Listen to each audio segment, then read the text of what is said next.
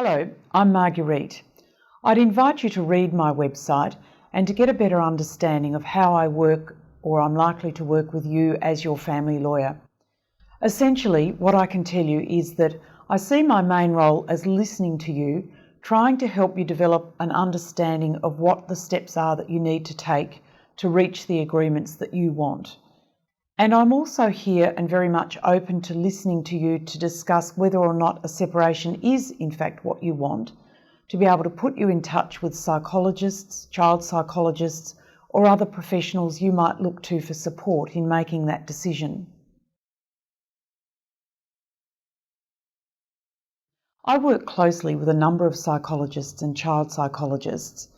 and the way that I work with the psychologists is, with your permission, to work together so that we both have an understanding of what decisions you're making, what support you need to make those decisions, and so that we're actually working as a team rather than perhaps working separately or in a different way, which can sometimes happen if there's no communication between the lawyer and the psychologist.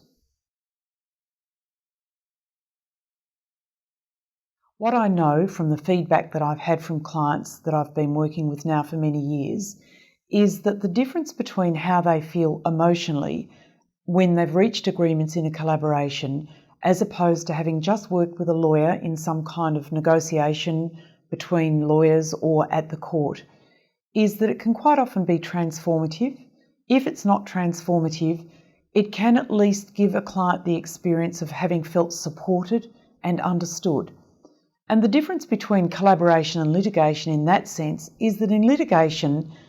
maybe it's not that nobody cares about what's happening for you emotionally, but they can't afford to care because the system doesn't embrace that skill amongst the lawyers. And the purpose of the lawyer's job in litigation and adversarial negotiation is to win for you.